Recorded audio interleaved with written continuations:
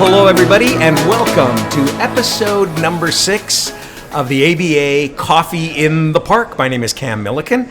I'm your host, and I'm here with my co-host, the extraordinary Jennifer Herrick, the Executive Director of the Atchison Business Association. Hello, Jennifer. Good morning, Cam. How are you this morning? I'm doing just fantastic. It's a great morning, and I'm glad we're doing a podcast. I am too. And for those listening today, I just want to let you know that we are coming to you, as we always do, live from the Wall Coffee Roasters in beautiful downtown Atchison. That's right. And we are here at the Wall Coffee Roasters. And so we want to make mention of that because if you hear coffee noises in the background, there's lots of people in here this morning, and that's kind of cool. And they're also doing some construction work. I'm not exactly what they're doing. So if you hear kind of this buzzing noise in the back, somebody's drilling something somewhere. Well, you know, Cam, it is the summer season. It is. They have to do construction while they can. That's right, because you can't do it in the middle of January. That's right. So yeah, so if those noises that you hear in the background, it's all live, folks. It's real. Nobody's making any of that up, and we encourage you to come on by if you've never been to the Wall Coffee Roasters. This is a fantastic coffee shop. You need to come on by right here in the heart of downtown Atchison. Jennifer, who's our sponsors?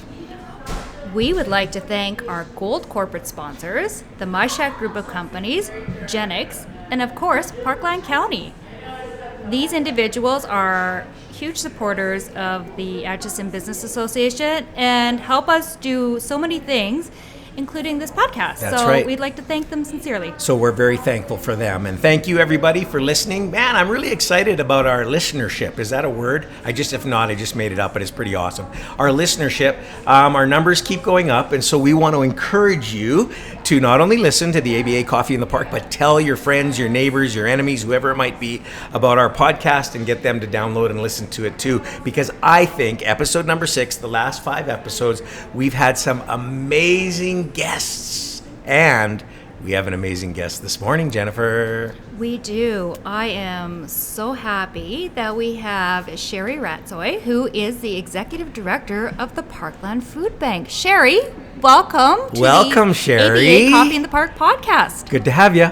Thank you so much. And you guys do such a good job at that opening. I could just sit there and watch you guys all day. I don't even have to do anything. Oh, man. It's awesome. And it's so awesome to have you here. That's the best part of the podcast. And we are glad that you accepted our invitation because we think you're a pretty special person. And we think what you do is pretty special. And so we want to talk a little bit about that today. We do. So maybe to kick it off, Sheri, just tell us a little bit about yourself and your background. I know that you currently reside in Spruce Grove, where the Parkland Food Bank is. Did you grow up in Spruce Grove, or are you a transplant? Oh my gosh, no, not a transplant at all. I am a born and bred Spruce Grovian, as is my husband. I know. We've been around since it was my husband was almost around for the village of Spruce Grove. His mom actually worked for the Spruce Grove Village Hall at one point when the population was under 700. Wow. Really? Yeah, really. Under 700 people lived in Spruce Grove? Come on. My husband's grandparents actually they bought the Spruce Grove Hotel, which you have no idea what that is because it doesn't exist anymore. But there was a hotel in the parking lot where the Cossack is now. Yes. And the Cossack it was the Spruce Grove Hotel. They built the Cossack in behind. They leveled the Spruce Grove Hotel to make it the parking lot. Okay. And that was my husband's family. So they were one of the kind of founding downtown Spruce Grove families way back in the day. So that's pretty interesting. And the interesting part about that too is at that time, it was the only bar in Alberta that men and women could be in the same bar together. Come on. So it was the hot spot for Edmontonians to come out to. I had no idea. I know, right? This is what you learn on the ABA Coffee in the Park podcast. I had no idea. That's pretty incredible. Sure it is. What year would that have been? Oh, that would have been probably early 50s. Okay. In there. Wow. So Spruce Grove was just teeny, and it was basically 1 or 2 streets. Yeah. My family came in the 70s. They were Edmontonians, and their family was thought they were crazy because they moved all the way out to Spruce Grove. all the way. It was a trek, right? In '73, it was right. It was a big deal to move all the way out to Spruce Grove, and so my dad worked for the Edmonton Fire Department, and they didn't want to live in Edmonton and raise their kids there, so they moved out a few years before I was born, and that's where we've been ever since. So my husband got out of town for a few years. He lived in Edmonton for a few years and went to college in Calgary. I like that. He got out of town and went to Edmonton. I like that. He was the standard Spruce Grovian who grows up in Spruce Grove, leaves in their late teens, early 20s, and then they move back when they have a family. Wow, okay. I just skipped the whole moving out step. I just kind of moved from my parents' house to the house my husband and I, the first house we bought. We lived there for 20 years, and then we bought another house in Broxton Park, and we've been living there for 5 now. So we figure I did 20 years in each house. So I should be 3 to 4 houses in my lifetime, just to make it a nice even number. Wow. Well, that's amazing. I have learned, Jennifer, I have learned things this morning. I've lived in Alberta. Well, I was born and raised in Alberta, lived away for a while, but I never knew any of this about Spruce Grove. And you know what? Neither did I, Cam, and I live there. Yeah. So, Sheri, thank you for that. And just, folks, just to put it in context, when Sheri says 700, I believe that the population has just reached 40,000 people in Spruce Grove. Absolutely. It's actually, I heard, one of the fastest growing municipalities in the province. So it's really booming. So yeah, I mean, like I said, I grew up there. We live there. Right. You can still drive around town every once in a while, and it's like, when did that subdivision show up? Like, how does that just pop up overnight? Incredible, eh? So tell us a little bit about Sheri. And you went to school in the Grove. Went to school in the Grove. I even managed to do my college in Stony Plain and in Spruce Grove. Really? So there was the West Terra campus of NAIT back in the day, where the high school is now in Stony Plain. Yes. So I did a year of college there, and then decided that sitting at a desk, I took office administration. Right. Sitting at a desk wasn't my thing at that point. So there was a beauty school in Spruce Grove, so I went there. And that was my career for the next 15 years as I got married and had kids. I can relate to this. Not me personally. My wife. Okay. No, Cam was not a hairdresser. Cam has a secret life we didn't know about. Not only was he a pastor. No. I had no secret lives. Let's just make that clear right now. No, my wife was a hairdresser for a number of years. She's not anymore, but like you, she was for a number of years. Yeah. So did that for a number of years. Stayed home for a few years. And then we raised our kids. So we have 3 daughters. Now they're 24, 25, and 26. Okay. So it's, again, the growth of Spruce Grove and the change. Right. They haven't had to move away either to come back. They've managed to all have work and careers in Spruce Grove now, and so have their partners, which is really amazing. They've purchased houses, so they are now longtime Spruce Grovians as well. So it's wonderful to see the community evolve into somewhere where you can spend your entire life and have a full experience, and you don't have to move away and come back like you used to have to. So that's a really great story, and I appreciate that, because I think today there are a lot of people who don't sort of follow that model. They grow up in a smaller community, but then they do move to the big city. They get out of town, get out of Dodge, so to speak. And I think that's really great that you guys have sort of stayed and put down roots, and your family has put down roots. And not to say Spruce Grove isn't growing. It is growing, as we mentioned, by leaps and bounds. But I think that's really cool. That's incredible. Yeah, that's awesome. So tell us a little bit about, so you were a hairdresser. Yeah. Then what? Then what? Then you got bored. You just didn't like it. You made a mistake one day, and client said that's it. Yeah, it was a bad cut that day, or that. What was it? It was a combination. I mean, it was a great career to have when you have 3 kids. Especially, I had 3 kids under the age of 3. Right. So getting out of the house every once in a while and having some income certainly was a nice treat to not, be just in toddler land all the time. But it got to a point once the kids got to school that me working evenings and weekends while the kids only had evenings and weekends off didn't make as much sense. And at the same time, my father-in-law, who's well known in the community, he started having some health issues. He started a dementia journey. We had moved him in with us. And so he needed a little bit more care at the same time too, and yet wasn't ready to move into another kind of facility. So yeah, we made the choice that, we would be a single income family for a little while, make sure that the kids were taken care of, and make sure that my father-in-law was taken care of as long as we could, as best we could. I mean, we were in our early 30s at that point. And then once the kids got a little older, forayed back into the employment land and ended up finding myself at this little food bank, thinking that, it would just be a little job just to get back into the job market. So that was 13 years ago, and I haven't looked back. Incredible. Yeah. So, Sheri, I just want to quickly touch on what you just said, that, you moved your father-in-law in, you had young kids. I think so many people right now are going through and have gone through, they call it that sandwich generation, right? Where you're caring for elderly parents, but you're also dealing with your own family. How did that affect, your life? And it had to be stressful, because I think a lot of people are going through it, and it is stressful. Yeah. I think at the time it was easier because there's something about being young and dumb, and you just don't know that you're through a stressful time, right? You you have kids when you're young, and everybody's like, oh my God, you had 3 kids under 3 years. And it's like, I was in my early 20s. Right. Like, I didn't even think that it was a stressful time, right? You're just getting through. And so my husband's parents were a little bit older. So we started that sandwich generation earlier. Most people start that in their 50s. Sometimes they're 60s, and they're kind of doing the grandkids and the parents that are aging. And we found ourselves with 8, 9, 10-year-old kids and an aging parent that needed more care. And at the same time, my mother-in-law had a cancer journey, and she ended up passing away at that time. So in reality, my husband lost his parents, in his early to mid-30s, both of them, right? I mean, one was a slower, longer journey. Right.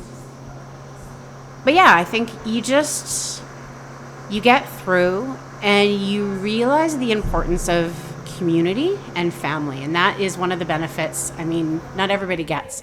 We lived in the community forever. We had friends that we've had forever. Right. We've had family friends forever, right? We had a huge community base that we could draw on and get support from. One thing I love about working for the food bank is that's not the case for everybody anymore. Right. There's a lot of new people, and they don't have that community base. And so, having that experience of realizing how much that gets you through when times get tough, you have an appreciation for what that brings and how that can stabilize you when life gets a little tough. So you went from stay-at-home mom for a little bit, and then decided going back into the workforce. Started looking through the want ads or what? I'm not sure how you do that. How did you get to what was the going to the food bank journey? How did that happen? Always been very active, always been volunteering. I've been volunteering since I was 16, 17 years old, in one way or another. So when I was staying at home, I was, quotation marks with my fingers, staying at home, but I was very active in our church, very active in the community volunteering. And some of my roles at the church was a lot of cooking and food prep. So there was a time that if you ate a meal at Spruce Grove Alliance Church, I probably had a hand in cooking it, right? Yeah. Whether it was Alpha once a week, and we were feeding 100 people. Fantastic. Right? The men's breakfast, the women's breakfast. Yeah. So got to have a lot of food experience. And then also took a couple ministry classes. So it was in a ministry class that I actually met my friend Susan, who was volunteering at the food bank. And she heard about it was a brand new role that was being created at the food bank. At that point, there was 2 part-time staff working at the food bank. And they were creating a 3rd part-time position as a warehouse supervisor. Right.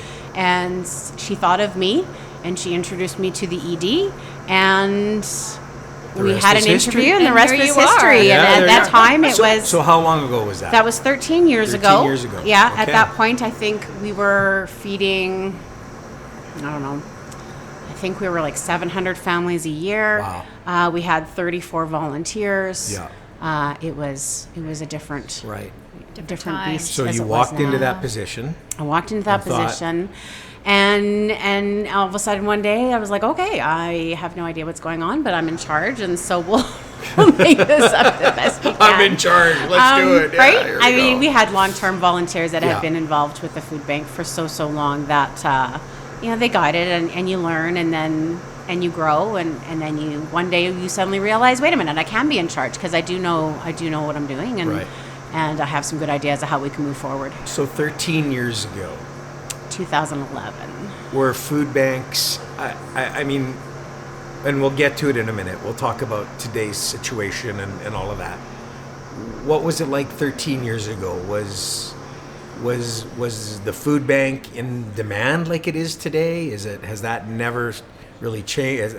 Has it increased? Has it back then? How was it? But I guess that's what I'm asking. Yeah, 2011. They were just recovering from their first real big influx of client need. Spruce Grove in the early 2000s had done a big leap in growth. 2008 brought on a really deep oil recession, not quite as deep as the 2015, but Right. it was impactful, Yeah. which changed the face of what the typical food bank client would have been at that point. So 2009, 2010, they were a real big change period for the food bank. So I came in 2011, things were starting to settle, but we realized right away that we had to grow. So the facility that we were in wasn't quite big enough anymore for the amount of people we were feeding. The organization as a whole was starting to shift, which we can talk about a little later, but it was really going from that small ad hoc kind of community-based Right, organization to something that had to have more structure, It more was growing up. professionalism. It was growing up, right? We yeah. were starting to go into our preteen years Because of need. because of need, Yeah. exactly, and Right. just community growth and Right. and all that goes with it. So, so it was. I had a couple of years of kind of calm, and then we moved right into an expansion of our facility, and then the oil recession of 2015, which really brought an Yes. intense amount of Yeah, change yeah. in a very short period of time. Yeah.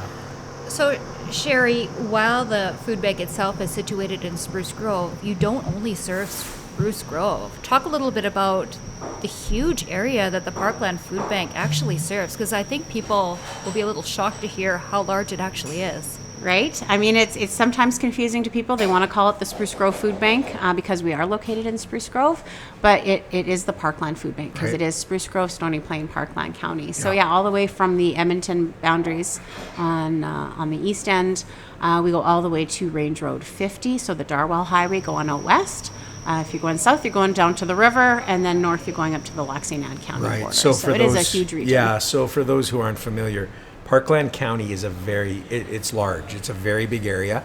Atchison, the heart of downtown Atchison, right here. We're located in Parkland County, so it's a massive area. And there's Spruce Grove, Stony Plain, Wabanum, any other major sort of, not really, I guess, but they're Yeah. big and they're growing, and they're so yeah. You have a big area to cover, huge area.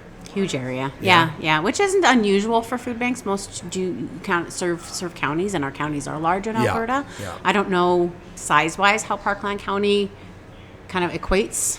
Yeah, but I think to guys Jennifer's have that. point, I think But it is again, it's just a large area. It It's an is. extremely large area for you guys to be covering, and so And having three big municipalities, Parkland County, Yes. Spruce Grove, and Stony Plain, and kind Yeah. of managing three municipalities and, Yeah. and dealing with three councils, and Yeah. right, it brings some unique challenges for Right. sure. Right. Opportunities, but Sure. some challenges. Sure. Yeah. So, Sheri, you talked about 2015 and how things started to look different.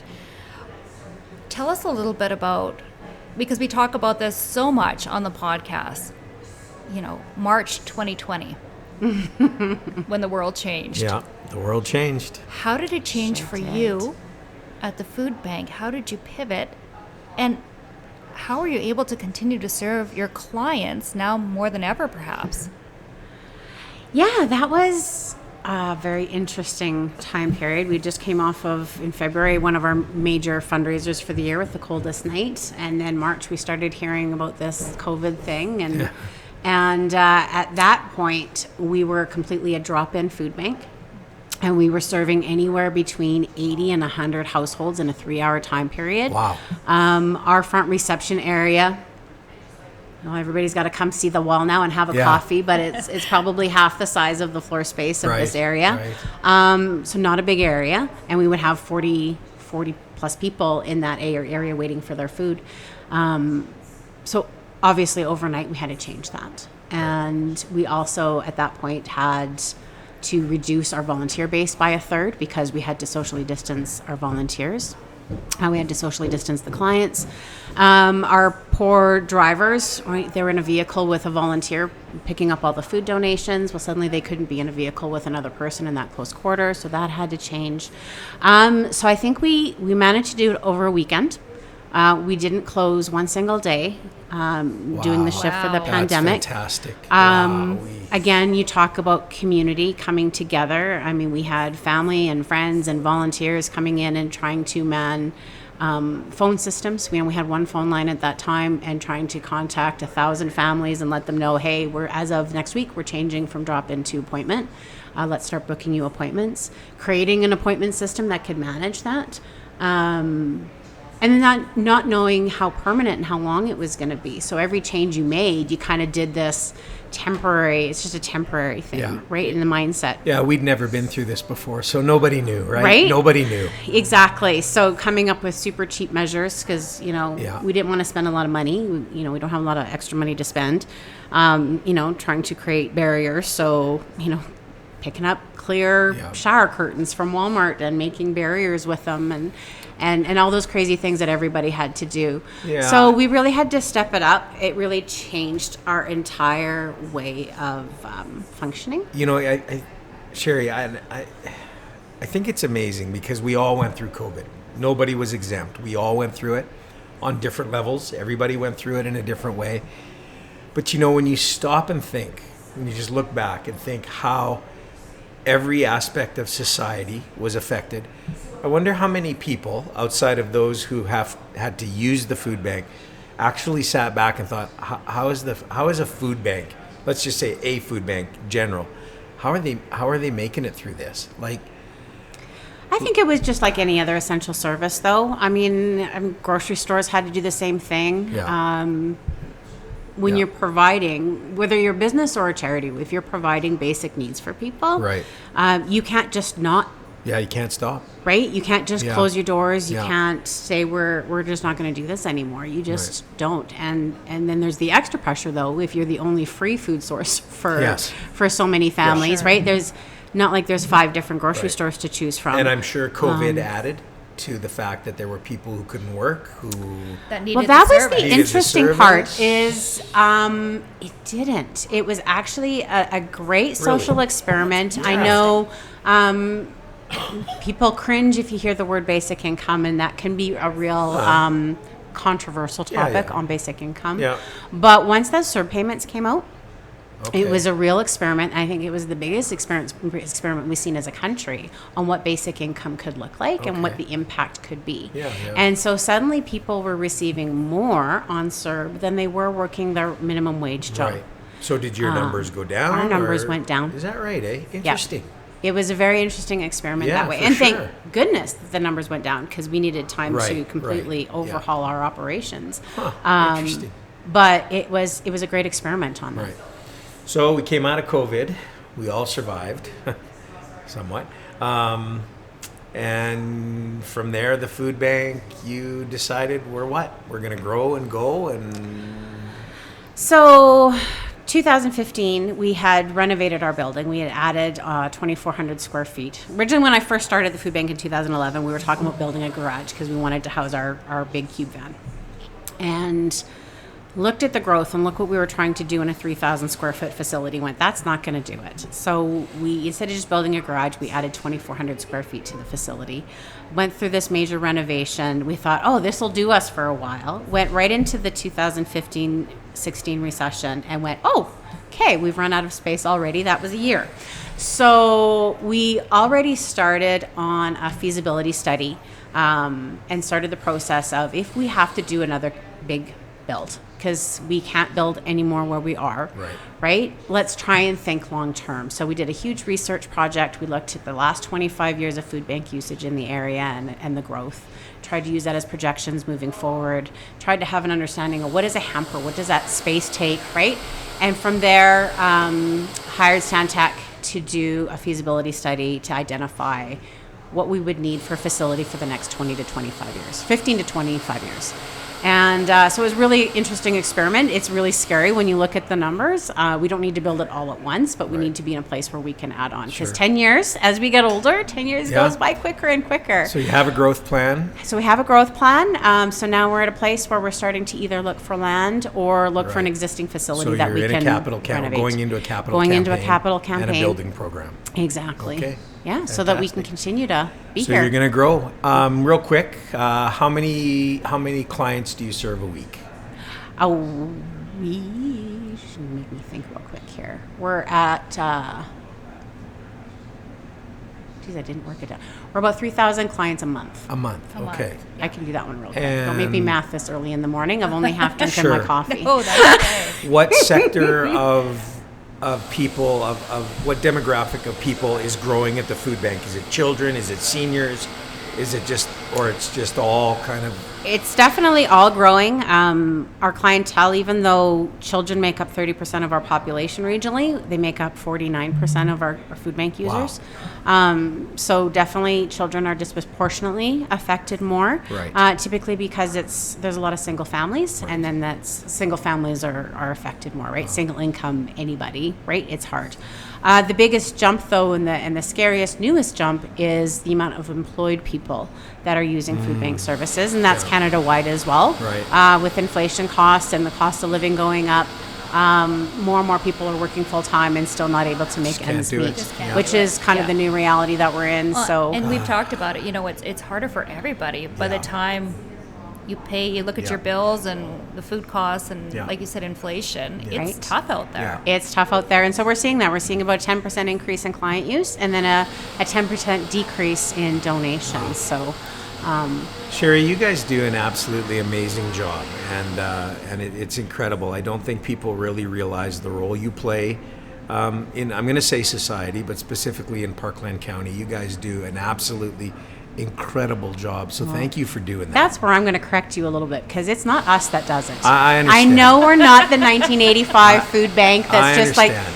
but without the community, we don't exist. I right? understand. We're just the friendly reminder and the nudge, which reminds me, because I was listening to your podcast from your last guy, and he brought you chicken wings. Yes, he did. And so I'm listening to this, and I'm like, damn, they brought chicken wings. Like, how am I going to talk chicken wings? Yeah, you guys are like smacking your fingers. We didn't know what to ask you to bring, so we just wanted it would to. look bad, Sheri, if we would have asked you to bring food from the food. From the food bank, that wouldn't go over. This is where I was thinking. So in my car, I didn't bring them in because they're too big. But right now we have a corporate challenge going on. We've already got our businesses engaged. Yeah. But in my car, I got 2 big cardboard boxes. So yeah, I didn't bring you chicken wings. Right. I brought you boxes. Leave the boxes to with fill us, and sign, we'll be after. by in a week or 2 to pick up all the food. Fantastic. Okay. I know that's not as exciting as chicken wings in the morning, but we're excited about that. That's good. right? Yeah, I mean, that's good. so speaking of community and the work, I'm going to put you guys to work. No. So, Sheri, this is kind of our last question we like to ask our guests. And this has been, I think, for me, Cam, really enlightening. What is the best piece of advice that you've been given that you carry with you today, either personally or professionally? Seriously, that's the surprise question that you come up with? Yeah. And I have to come up live with an answer on to be honest, that? there's only like 3 minutes left, so it's not like you have a lot of time. No pressure, Sheri. You can see I'm stalling, right? Because here's the thing: if we give this to you ahead of time, and then you think on it, that's great. But who's the one person that gave you that piece of advice, and what was it that has stuck with you for a very long time? Oh, good gracious. I can't even think of who. I mean, think just in general life lessons learned over the years. Don't take yourself too seriously. Yeah. Ever. That's good. Right? Yeah. Because, you're going to do good things. You're going to do crappy things. Yeah. And the best you can do is learn and grow and move forward in whatever that happens to be. So don't take yourself too seriously. Ted Lasso's always got a good one. Be a goldfish. When you do screw up, let it go. I love Ted Lasso. And learn your lesson and move on. Yeah. Personally, I mean, marriage advice, the best thing is, I don't know if you've ever read that Men Are From Mars, Women Are From Venus. I mean, it's pretty hokey. I tried to avoid that book because I just thought, I don't want to know about me. But, I don't want to know where I'm from. But the biggest lesson on that one was to put into my sentence for my husband, and the point is, because as women, we talk in a big circle, and then we get to a point, and men just want to get to the point, and then and they need to know whether or not this is something they need to solve or not. And so, I have to preface a conversation with, I feel like this we're is in something counseling here I know. right now. I don't know what to say here. Just get to the point, Sheri. Right? Exactly. Talking to my circle. So starting a conversation with a man, you have to almost start it with, this is something I need you to fix, or I just need you to listen. So they have a mindset. And then the second part is, I'm going to ramble, and I will let you know when I need you to come back and listen. And then you can be like, okay, there, we finally got to a point of this conversation. All right. There you go. So, That's good. Words of be a wisdom. goldfish. Words of wisdom. Those wisdom. are good words. Yeah. Yeah. They are. So, Sheri, this has been an absolute pleasure.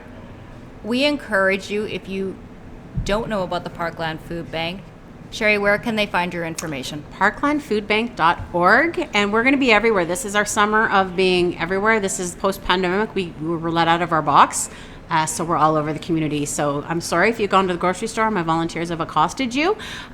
We will be continuing to do that for the rest of the summer. If you go to a parade in the area, just bring food, because we'll probably be collecting food in the parade. And so parklandfoodbank.org, or everywhere you go. Yeah, you know We'll what, try and be Sheri, there. you never have to apologize. I think what you guys do, and I'm going to say it, is absolutely fantastic. I've had the privilege in the last little while of being a little bit involved with some of what you're doing, and I do it because I believe in you, and we believe in you, and we think you are doing an amazing job. And so, folks, check it out, Parkland Food Bank. Go and look at it a little bit. I think it's worth checking out. They do a fantastic job, and we really appreciate you, appreciate what you're doing. Thank you for taking the time. Thank you for so much. being with This was us. fun. This is my first podcast. Awesome. First podcast I listened to, so I have no expectations. Great. Well, we're glad that you joined us in the heart of beautiful downtown Atchison at the Wall Coffee Roasters. And thank you very much. And folks, check it out, Parkland County Food Bank. Tell your friends, tell your neighbors, tell your enemies, tell anybody about the ABA Coffee in the Park podcast. Thanks for listening, everybody. Thanks. We'll see you next week.